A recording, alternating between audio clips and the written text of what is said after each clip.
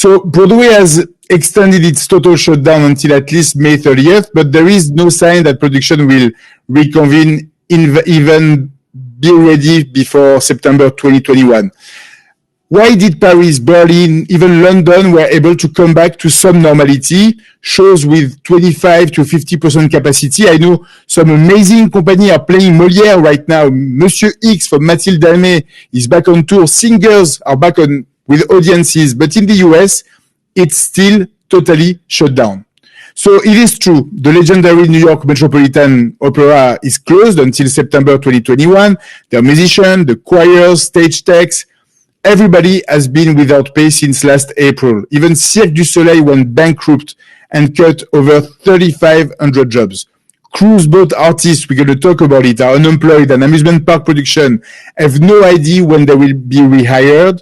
There are no concerts, no festivals, no tours scheduled until next year, no jazz festival, no Coachella, no Burning Man, no ballet, no opera. It's all shut down. And yet, I'm still smiling because they are amazing entertainers and they didn't stop their craft. They found new venues, reinventing themselves.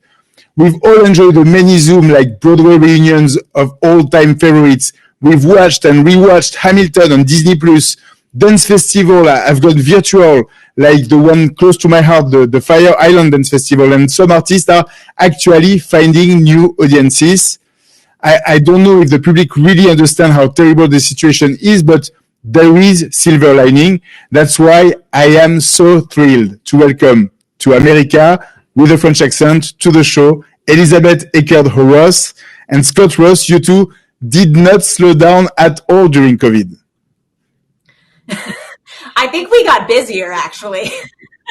Elizabeth, so we're going to start with you. You're a singer.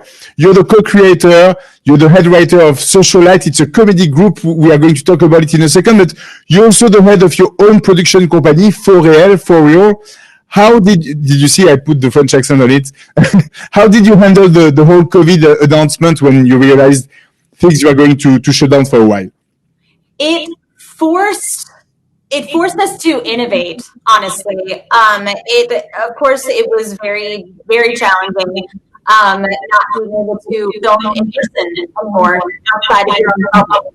So it forced us to become more creative, honestly. So it was kind of a bad thing, but also it was a good thing to kind of stretch those creative muscles. Because we can all come together. So, I can film with myself and Patty, but it was teaching a lot of people to be their own practitioners. Scott, you're in California right now. You have quite the resume as well. Before the pandemic, you were off Broadway on the smash hit Rock of Ages. I've had the chance to see you on stage. It was quite a performance. You've also been working a lot of Norwegian Cruise Line, directing shows or co-directing shows. You know this industry really well. People don't think cruise personnel and attraction parks when they think of entertainers, but it is a huge chunk of the employers of the entertainment industry. How did you guys get the news? Can you tell me how it was all handled? So even before we shut down, the company got news that there was issues with the virus, and so before we shut down the complex in Tampa where versus getting temperature checks. And as a family sharing, then we got called on that Friday, actually, the day after on that Friday, and it was shut down. So what happened? We got to go on the ship.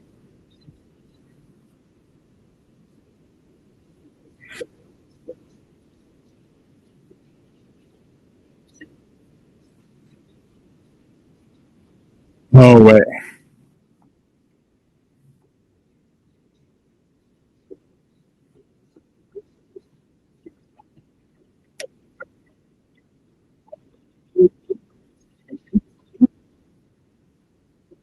So many young entertainers like this that they are going to start their debut and we don't know when they're going to start. You're right.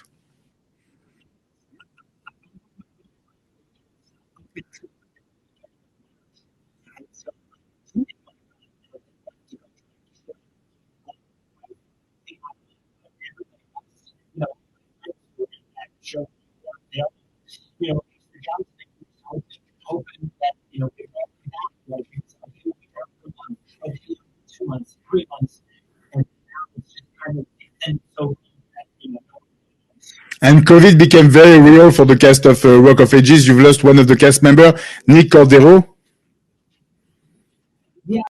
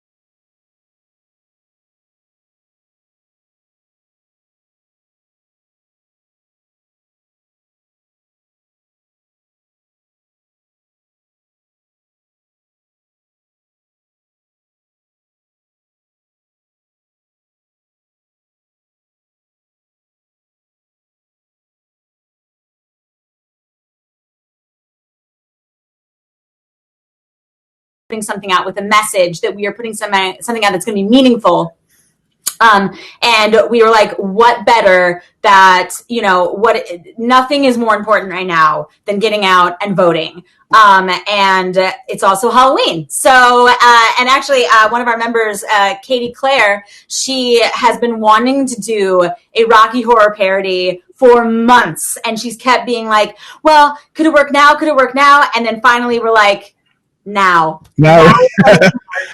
So I asked you before we watched the excerpt, the video, what is it like to play a transgender? I mean, I think I am in awe of the amazing Tim Curry. Like no one can do that role better. He's the original. I think that it was so innovative and so amazing, especially for the time. So ahead of its time. I mean, that was the early 80s.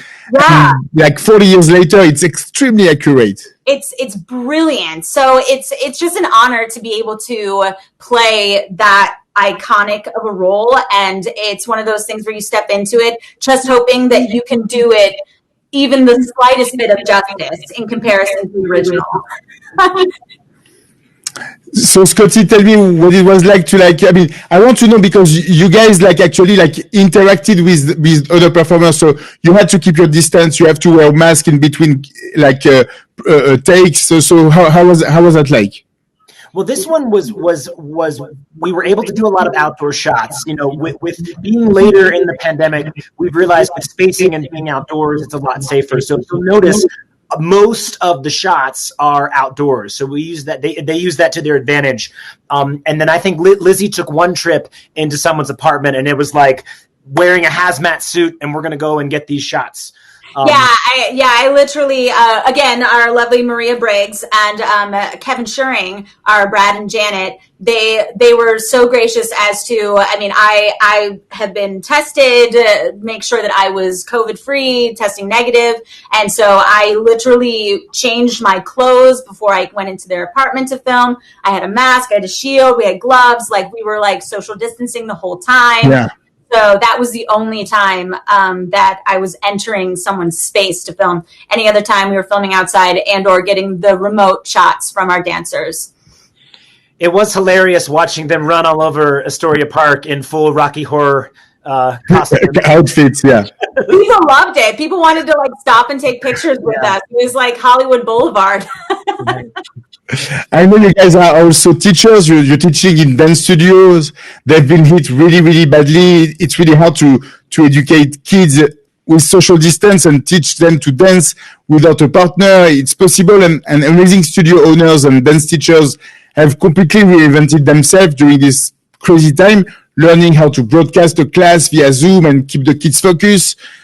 Have you guys adapted as well and keep your teaching gigs?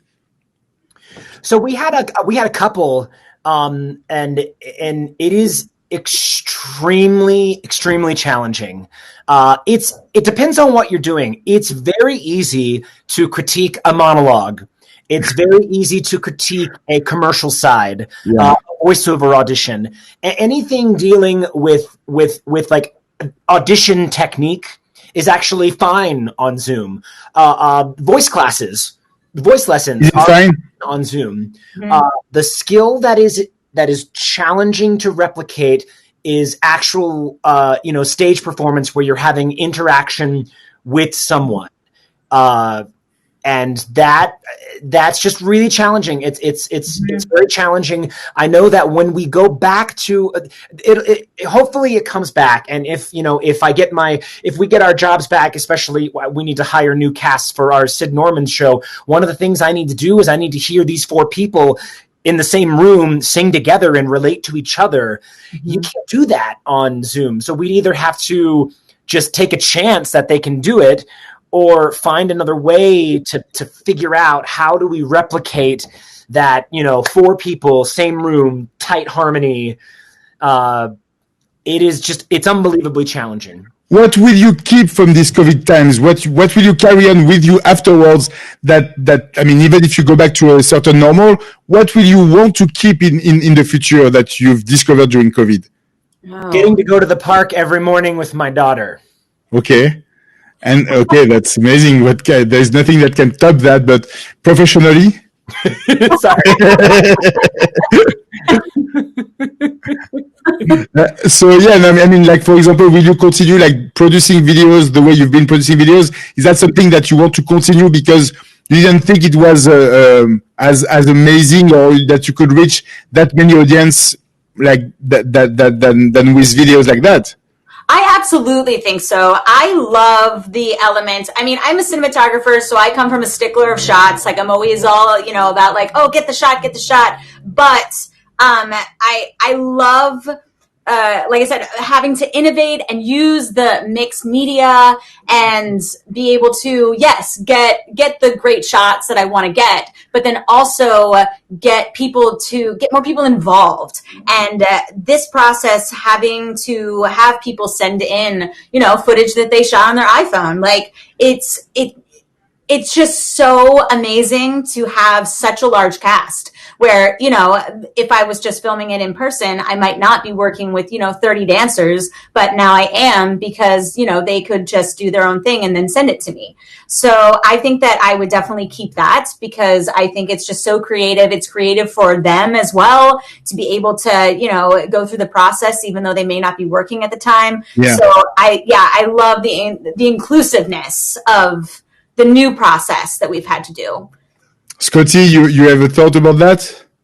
No, I look. I'm a sound snob, and I look forward to the time where I can bring people into my studio so they can record the vocals on my microphone in my booth, so I don't have to work so hard in post. I know it's very hard. I'm telling you, even in journalism, I'm struggling the same way. We have to like buy new equipment to get the right sound that goes through Zoom or Skype and apps. Like it is a process, but it is also fascinating. Right. Yeah. Yeah. Thank you so much to my two amazing guests. Really, I'm really happy you were able to join us. Please support the entertainment industry as much as you can. Watch movies on platforms. Donate to your favorite ballet companies, your favorite Broadway charity. Mine is Broadway Care, Equity, Fight AIDS, and Dancers Responding to AIDS. Watch, share, and like videos from all these amazing artists that are giving these free classes on Instagram.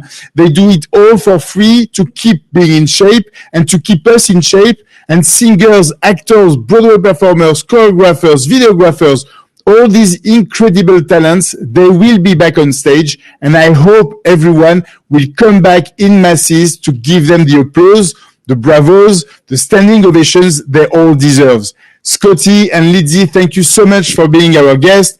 Pablo, thank you so much. Pablo de la Hoya, who is our director today on Habs.tv. I hope to see you very, very soon. Please like and share this broadcast that has been shared on all social media at the same time. Thank you so much.